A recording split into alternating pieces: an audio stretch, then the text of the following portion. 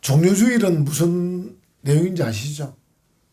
예수님께서 마지막 한 주간을 예루살렘에서 보내시기 위해서 이제 그 나귀 새끼를 타고 들어오시는. 근데 이제 그 제자들과 따르는 무리들이 이제 겉옷도 뭐 말에 나귀에 걸치고 기대도 깔고 그리고 찬송 부르는데 종려나무 가지를 흔들면서 이제 찬송을 부릅니다. 이 종려나무 가지는 많이 자라면 한 20m까지 자라는 그런 나무인데 이 종려나무 가지는 그 당시에 이제 왕이나 장군들이 이제 그 개선에서 들어올 때 흔드는 그런 가지인데 그래서 이제 그 종려나무 가지를 흔들면서 예수님을 찬송하고 환영했다 하는 그 내용에서 우리가 종려주일 이렇게 이름을 붙였습니다. 그래서 이제 종려주일이고 이 종려주일이 곧 고난주간의 시작입니다. 예수님의 마지막 한 주간의 시작이기 때문에 종려주일과 고난주간은 이제 붙어 있는 거죠. 붙어서 진행이 되는 것이다. 이렇게 이제 볼 수 있겠습니다. 그 예루살렘에 이제 가시면 예루살렘 그 성에 문이 많습니다. 그 문이 막 여러 문이 있는데 아마 예수님이 들어가셨던 문은 그 황금문이라 해서 골든 게이트, 황금의 문이라서 아마 그 문으로 들어가셨다 이렇게 우리가 이제 보고 있습니다. 그래서 이제 우리가 2000년 전에 제자들과 무리들이 예수님의 그 예루살렘 입성을 환영한 것을 생각하면서 우리들도 예수님 환영해야 되겠다.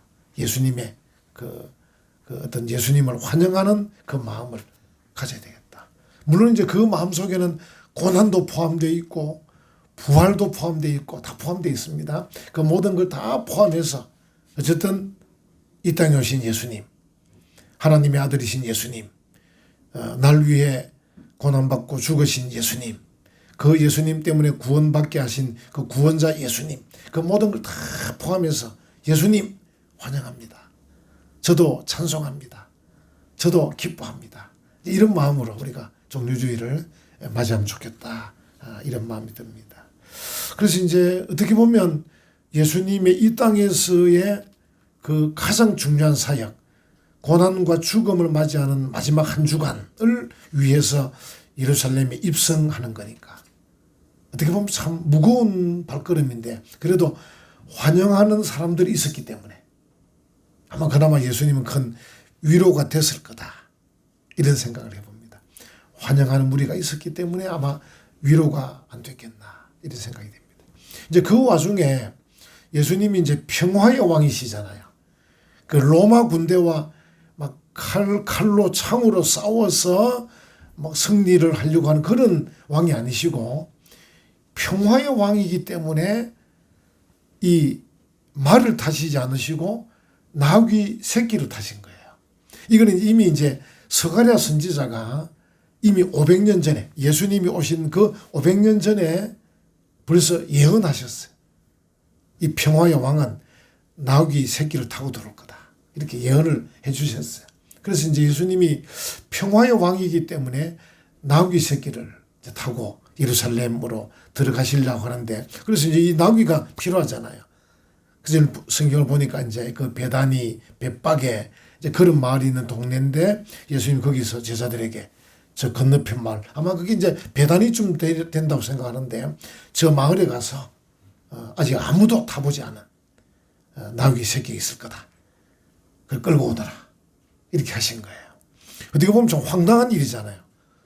근데 제자들은 이제 그동안에 예수님께서 하셨던 그 역사들을 알기 때문에 그죠? 오병이의 사건이라든지 갈릴리 호수 위를 그냥 걸으신 사건이라든지 뭐 문둥병자를 고친 사건이라든지 뭐 여러 사건 알기 때문에 예수님께서 말씀하셨으니까 가보자. 일단 가보자. 우리는 보통 어떻게 하면 일단 불평하고 보자. 이게 우리잖아요. 그게 말이 됩니까? 그런다고 됩니까? 뭐 이렇게 시작하는데 예수님 제자는 그동안에 이제 이 학습이 됐기 때문에 일단 가보자. 정말로 가니까 아직 아무도 타보지 않은 나귀 새끼가 있는 거죠. 그래서 이거 이제 끌고 가려니까 여기 보면 여러분 아마 유심히 보신지 모르겠습니다. 여기 이제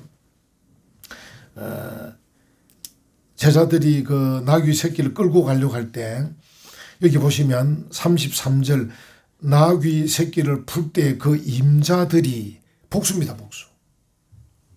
제가 생각할 때 가족들이 다 놀래가지고 왜 이걸 끌고 가냐고 우리 건데 이렇게 아마 했을 거라는 거죠. 그래서 여기 이제 복수로 나귀 새끼를 풀 때 그 임자들이 이르되 어찌하여 나귀 새끼를 푸느냐. 도대체 너희들 누구냐. 왜 우리 나귀 새끼를 끌고 가냐. 그래서 온 가족이 할아버지, 아버지, 손자 막 전부 다 나와가지고 했다. 이런 느낌 딱 오는 거예요. 그러지 않겠습니까? 그죠? 당연히 그럴 거라 생각이 됩니다. 그래서 이제 예수님의 제자들은 예수님께서 말씀하신 대로 했는데 이제 가족들은 놀래가지고 이제 묻는 거예요. 그때 제자들이 참 멋집니다. 34절 보면 물론 이제 그 위에서 예수님께서 미리 말씀하셨습니다만 대답하되 주께서 서시겠다. 이렇게 말했다는 거예요. 주께서 서시겠다. 여기 이제 저는 이제 헬라 선생이다 보니까 이게 번역이 정확히 안 된 거예요. 그러니까 이게 호 퀴리오스, 퀴리오스 주님, 호 퀴리오스, 아우투란 말은 3인칭 대명사거든요. 그러니까 아우투란 것은 그의 그 주님, 나귀니까 그것의 그 주님 이런 뜻입니다. 호 퀴리오스 아우투 3인칭 속격인데 그래서 그의 그 나귀의 그 주인께서 크레이안 에케이 피로에서 서시겠다. 이렇게 이제 되어 있는 게 그 헬라 문장 자체는 호 퀴리오스 아우투 크레이안 에케이 이 나귀의 주인께서 피로에 서시겠다. 이렇게 말하는 거예요. 굉장히 정확히 말하는 거예요. 이제 우리 한국어 성경은 어떻게 보면 야, 이래 말해도 되나? 나귀 주인한테 이래 싶은 마음이잖아요. 근데 실제 헬라어는 정확하게 말했습니다. 그 가족들이 다 나왔지만 그 가족들에게 이 나귀의 주인께서 서시겠단다.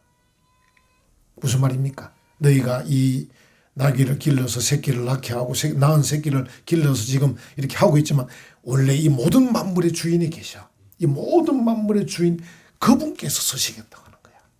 이렇게 말하는 거예요. 이 나귀 새끼의 임자들이 믿음이 있는 사람들이거든요. 받아들여지는 거예요. 그것도 아무 말이 없잖아요. 35절에 보면 아무 말이 없어요. 그냥 그것을 예수께로 끌고 왔어. 그 제자들이 호퀴리오스 아우투 크레이안 에케이 말하니까 예 하고 승복했다는 겁니다.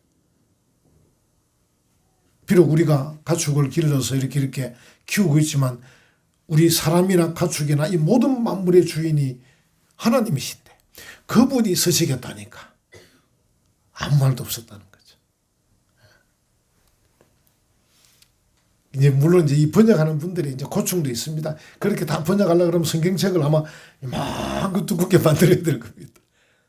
어쨌든 최대한 줄여서 이제 이렇게 하다 보니까 이렇게 간단하게 했습니다만 그래서 그냥 주가 서시겠다라 이렇게 간단히 말했지만 그 내용은 이 나귀의 주인께서 서시겠다 한다고. 여러분들 느껴지시죠? 이건 믿음이 있으면 가능합니다. 그래서 이제 아마 이 나귀 새끼의 임자들이 믿음 있는 사람들이다. 또는 예수님을 이미 만난 사람들이다. 이미 예수님을 아는 사람들이다. 이미 예수님의 소문을 들은 사람들이다. 그래서 그들이 마음에 탁 와닿은 거죠. 그러시냐고. 그러면 가져가 쓰시라고. 이렇게 했을 거라 생각이 듭니다. 그 제가 오늘 제목을 어떻게 잡았습니까? 주님께 순종하며 이 나귀 새끼 임자들 그 임자들이 순종했잖아요. 순종하며 환영하는 사람들 이렇게 제목을 제가 잡았습니다. 그래서 참 이 주님의 필요에 순종한다는 게 참 귀하잖아요. 제가 아까 헬라 말씀드렸지만 원래 더 정확한 번역은요. 호퀴리오스 아우투 그의 주인께서 크레이안 여기 필요거든 필요. 에케이가 가진단 말이거든요. 이 나귀의 주인이 지금 필요성을 갖고 있다. 이런 뜻이에요. 이 나귀의 주인께서 나귀를 써야 될 필요성을 갖고 있다. 이 뭐 말이 이상하지만 그래서 제가 이제 이 내용을 했는데 결국은 주님의 필요, 주님이 필요한 것 거기에 내가 순종한다. 우리 주님이 뭐가 필요하겠다. 이제 그걸 우리가 좀 더 우리가 좀 늘 평소에 쓰는 말로 표현하면 하나님의 뜻, 하나님의 뜻이 무엇인가. 거기에 따라서 내가 순종한다. 하나님의 뜻에 순종한다. 참 우리 사람들이 하나님의 뜻에 순종하기를 참 절개하지 않잖아요. 자기 생각, 자기 필요, 자기 계획, 이게 너무 강해요. 그래서 하나님의 뜻이 비집고 들어갈 틈이 많이 없어요. 주님이 필요하다고 이렇게 얘기를 할 만한 이 공간이 너무 적은 거예요. 왜냐하면 내가 필요한 게 너무 많은 거예요. 내가 생각이 너무 많아요. 내가 계획이 너무 많은 거예요. 내가 욕심이 너무 많은 거예요. 그래서 이제 심지어 주님까지도 어떻게 합니까? 좀 나를 따라오세요, 주님. 내가 앞장설 테니까. 주님이 따라오면서 나를 좀 맞춰주셔야 되지. 이 바쁜 세상에 내가 어떻게 주님을 따라갑니까? 이러고 있는 그런 우리 모습이 아닌가. 이런 생각을 해보게 됩니다. 우리가 주님의 필요로 따라가야 되는데 우리가 인간들이 참 똑똑해가지고 모든 면에서 굉장히 편리하고 풍족하게 만들어 놨는데 근데도 더 욕심이 많으니까 주님 제발 저보다 앞서가지 마시고 저 뒤에 따라오시면서 내가 하고 싶은 대로 좀 해주세요. 내 계획대로 좀 해주세요. 내 욕심에 좀 맞춰주세요. 이러고 있는 거 아닌가. 이런 생각을 이 본문을 보면서 제가 생각했습니다. 근데 이 나귀 새끼 주인은 그 나귀의 주인께서 필요성을 갖고 있다 그러니까 그러면 서시라고 이렇게 했다. 그래서 지금 제자들이 아무 제지를 당하지 않고 그 나귀 새끼를 끌고 왔다 하는 것이죠. 아브라함을 생각할 수 있습니다. 아브라함이 하나님께서 독생자를 바쳐라 했잖아요. 이게 또 얼마나 황당한 참 명령입니까? 아마 여러분들도 할 말이 많을 겁니다. 그래 이야기하면 하나님이 우리 가정을 몰라서 그렇지. 하나님이 내 형편을 몰라서 그렇지. 막 이러면서 온갖 불평을 다 할 겁니다. 하나님께서 아브라함에게 네 독생자를 바쳐라. 근데 아브라함이 이 나귀 새끼 주인처럼 다 깨달은 거예요. 뭘 깨달았겠습니까? 생명의 주인이 하나님이시다. 아마 아브라함도 마음속에 하나님이 우리 아들을 살리실 거란 마음도 있었을 거예요. 혹도 죽인다 하더라도 또 주실 줄 믿었을 거예요. 왜냐하면 생명의 주인이 하나님이시잖아요. 그죠? 호퀴리오스 아우트. 그 생명의 주인. 그 생명의 주인께서 바치라니까. 내가 거역할 수가 없다. 아브라함이. 그래서 어떻게 해요? 부인하고 상의하지 않습니다. 이 믿음이 조금 모자란 부인하고 상의하면 막 온갖 말을 다 할 거니까 부인하고 상의도 안 하고 그냥 출발합니다. 아들을 바치러 갑니다. 그제가 이 나귀 새끼 주인하고 아브라함하고 딱 오버랩이 되는 거예요. 그래. 이 나귀 새끼 주인이나 아브라함이나 이들이 가진 마음이 뭐냐면 생명의 주인.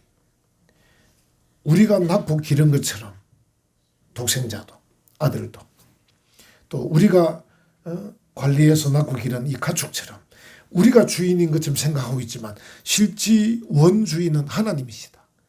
원주인이신 그 하나님께서 수시겠다는데 그 하나님께서 바치라고 하는데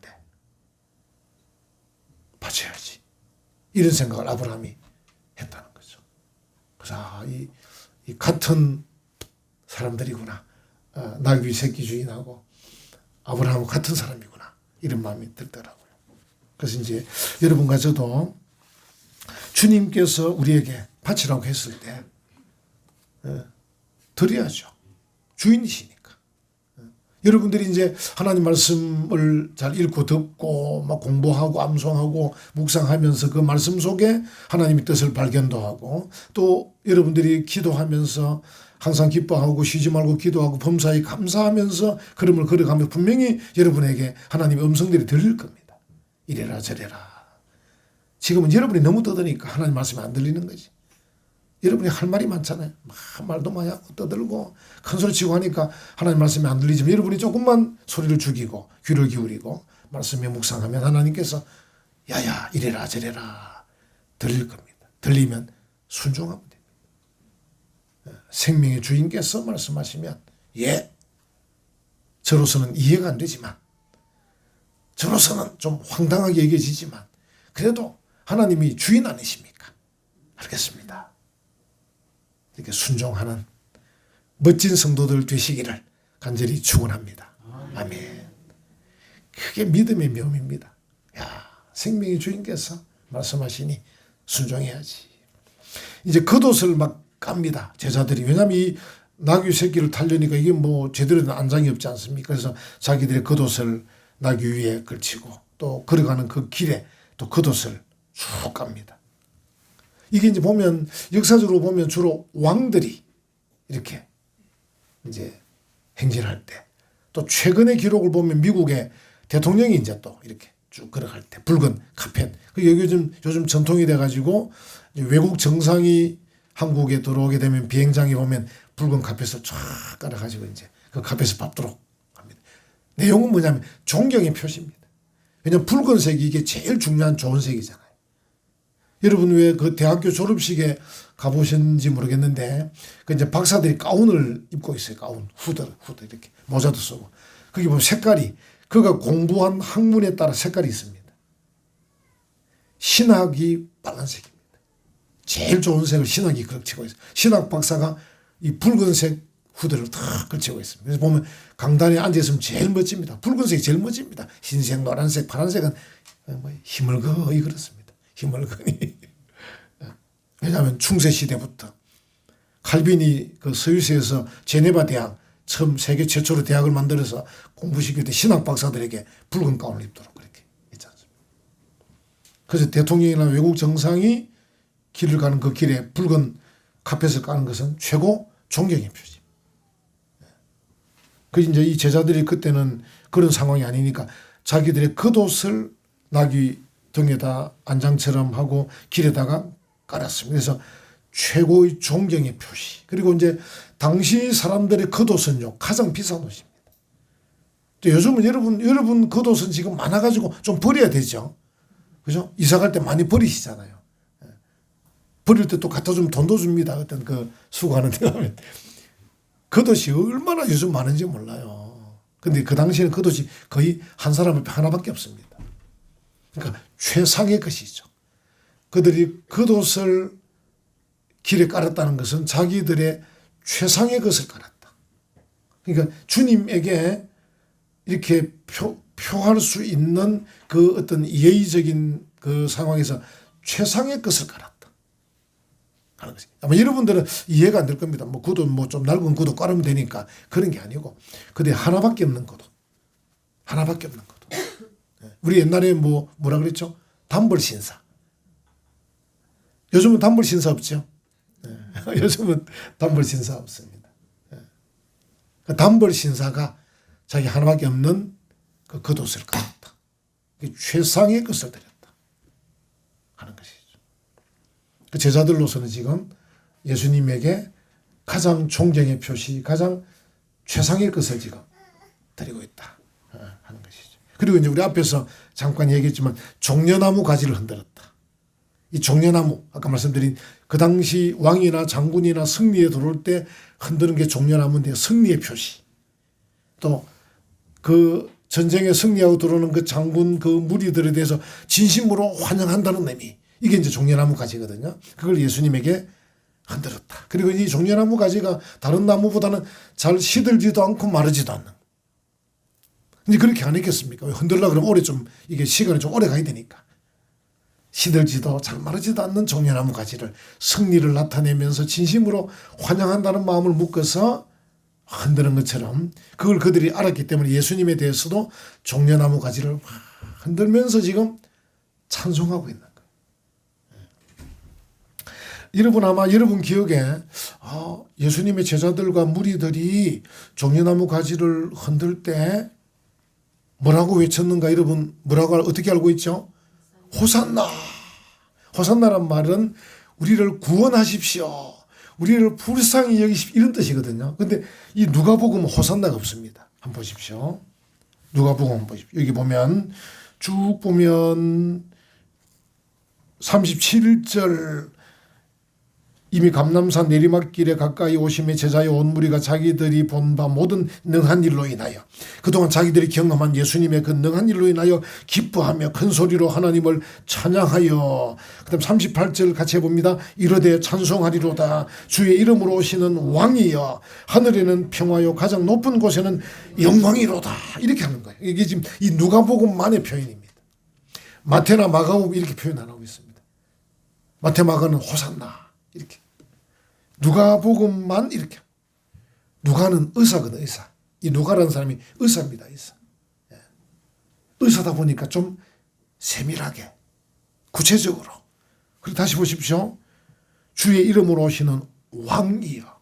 왕이라고 표현합니다. 왕이여. 우리 올해 표어가 왕이신 여호와와 함께. 이 누가는 지금 이 제자들이 이렇게 지금은 종려나무 가지를 흔들고 겉옷을 깔고 할 때 자기들도 모르는 사이에 영적으로 예수님이야말로 진정한 왕이라고 여긴다는 겁니다. 진정한 왕이라고. 그래서 이게 왕이란 단어. 주의 이름으로 오시는 왕이요. 이번에 여러분 왜 영화 왕과 사는 남자 왕사남 다 보신지 모르겠는데 우리 신의 악단을 한번 교회 전체 관리했다면 이제 극장에서는 끝이 나서 이제 다음에 되면 우리 변거영 집사가 해가지고 아마 교회에서 한번 오후 예배 때 한번 신의 악단 한번 같이 한번 보면 좋을 것 같은데 그 단종이 영월로 유배되어 있는데 역사적 기록은 폐위된 왕이고 노상군으로 격화돼 가지고 영월에 가서 그를 왕이라고 아무도 부르면 안 되는 상황이었는데 제목을 왕과 사는 남자라고 장항준 감독이 정한 이유가 뭐냐면 역사적인 기록에는 정확히 없지만 그 영월에 있는 사람들이 보니까 이 사람은 왕이다. 비록 폐위되고 노상군으로 격화돼서 와 있지만 그가 하는 말 한마디 그가 하는 행동 하나를 보니까 왕이다. 그 세조에 대한 반감. 그래서 이게 왕과 사는 남자 이렇게 한 거예요. 왕이라고 강조해 준 겁니다. 왕이다. 그래서 이제 그게 좀 흑우 같은 호랑이도 잡는 장면이 나오거든요. 영화 속에 호랑이 잡는 장면. 흑우죠, 흑우 그러니까. 근데 감독은 그걸 넣고 싶은 거야. 이 단종에게서 왕적인 면이 있다 이걸 이제 좀 나타내고 싶은 거야. 그것처럼 여기 이제 누가가 의사인 누가가 볼 때 예수님이 비록 나귀 새끼를 탔지만 평화의 왕이지만 왕이라는 거죠. 그래서 주의 이름으로 오시는 왕이에요. 다른 마태나 마가는 호산나라고 얘기했지만 누가는 그 호산나라는 그 내용보다 더 중요한 게 예수님은 왕이다. 우리 왕이다. 이렇게 표현한 거예요. 참 놀랍니까? 그래서 여러분 복음서가 한 권만 있으면 안 되는 이유가 이겁니다. 그래서 마태, 마가, 누가요 복음서 4권이 있는 겁니다. 네 권이 다 다릅니다. 색깔이 다 다릅니다. 그래서 읽을 때마다 은혜를 받는 거예요. 뭐 그게 그건가가 아닙니다.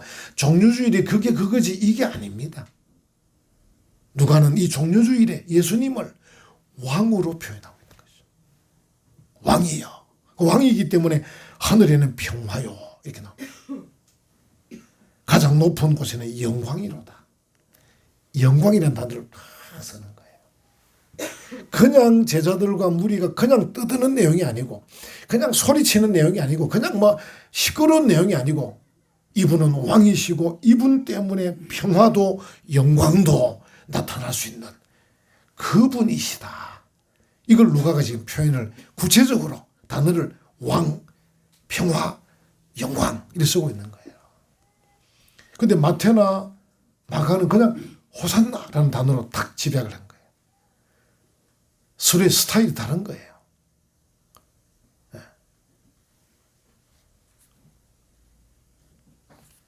그래서 찬송을 하고 있다. 지금 왕께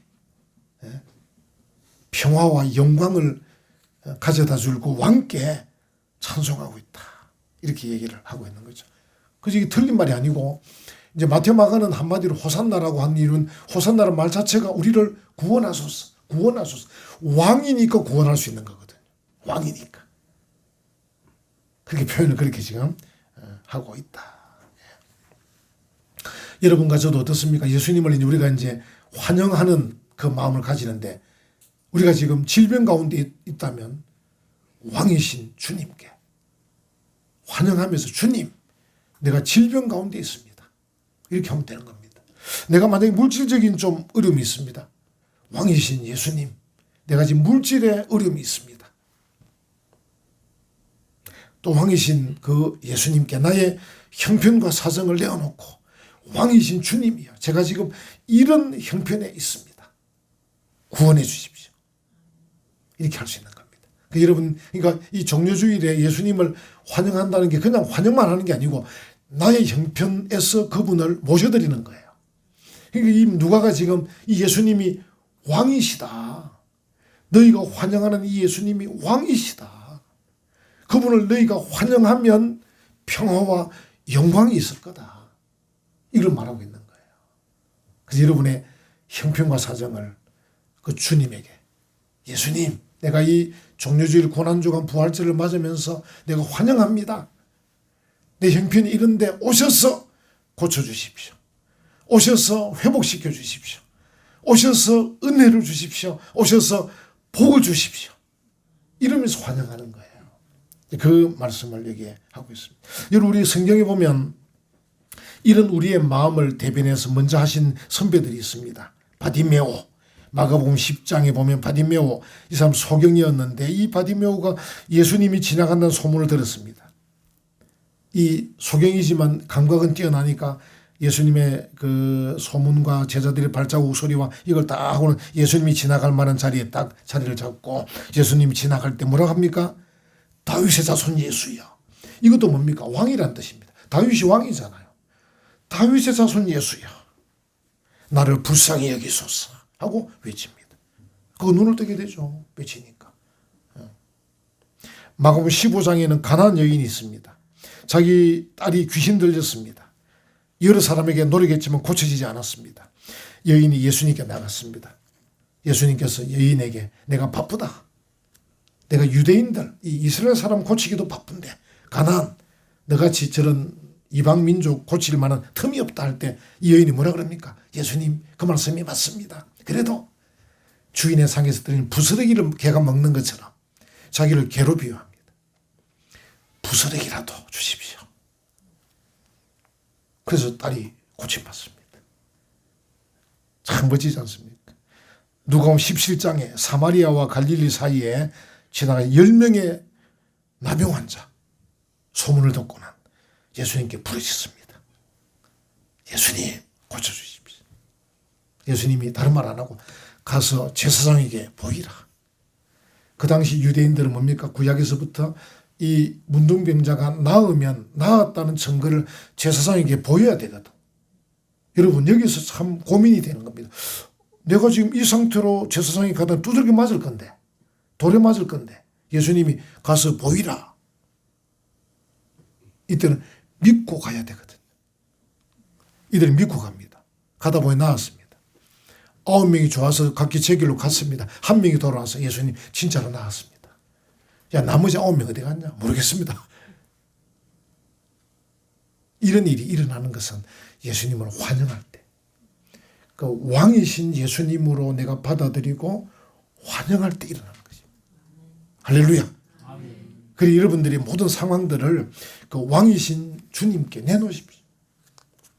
그리고 환영하십시오. 주님, 내게 오셔서 나의 형편과 사정을 고쳐주시고 변화시켜 주시고 회복시켜 주십시오. 이게 믿음입니다. 믿음. 예수님께서 뭐랬습니까? 네 믿음대로 될지니라. 여러분의 믿음의 실력을 발휘해야 되는 것입니다. 들으면서 믿음이 생기잖아요. 들으면서 생긴 믿음의 실력을 발휘해야 됩니다. 행동해야 됩니다. 그 행동한 사람이 바디메오고 가나안 여인이고 나병 환자인 것입니다. 오늘 이 본문 뒷부분에 보면 39절에 바리새인들이 시기 질투하는 사람들이 있습니다. 무리 중 어떤 바리새인들이 말하되 선생이여 당신의 제자들을 책망하십시오. 너무 시끄럽습니다. 이 말입니다. 왜냐하면 귀가 차잖아요. 말은 호산나 왕의 산 보니까 나귀에다가 새끼를 타고 있잖아요. 멋진 안장도 아니고 옷을 걸쳐놓고 있잖아요. 지금 제가 지금 막 이래 막 열심히 말씀 전해서 그렇지 그 상황 자체는 억수로 어중간한 상황인 겁니다. 보니까 뭐 나귀 새끼를 타고 따르는 사람도 보니 전부 허접한 사람들이 따르는데 장류 3동 동장도 안 나오고 김해 시장도 안 나와 있는 그 상황 속에 막 걸어가고 있는데 바리새인들 보니까 무서운 거예요. 기가 찬 거예요. 예수님 좀 조용히 시키시라고. 좀 있으면 김해 시장님 올 건데 걸거칩니다. 여러분 이해되시죠? 무슨 말인지. 지금 우리가 지금 우리는 예수만 아니까 뭐 멋지게 보이지만 실제로 그 당시에 그 상황은 초라하고 보잘것없는 상황인 겁니다. 뭐 이 사람들이 소꿉놀이 하나 지금. 나귀도 아니고 나귀 새끼. 말도 아니고 나귀 새끼. 그다음 붉은 카펫도 아니고 옷들 그냥 깔아놓고 다른 사람도 전부 다 그 갈릴리 어부들하고 막 몇 사람하고. 그래서 이게 무슨 지금 짓입니까? 소꿉살이도 아니고 소꿉놀이도 아니고 이 상황인 겁니다. 시기 질투하는 상황입니다. 여러분과 제가 믿음의 길을 걸어가면 그런 일을 많이 직면합니다. 이런 가족들이 그렇게도 말할 수도 있고 주변 사람도 말할 수도 있고 우리의 믿음을 모르고 우리의 영적 이 감동을 모르고 우리의 이 영적 세계를 모르고 우리를 비웃고 조롱할 수 있습니다. 그래도 우리가 믿음으로 전진해야 되고 여러분들이 예수님을 영접할 때 예수님 여러분의 삶에 놀라운 일들이 일어날 줄 믿습니다. 아멘.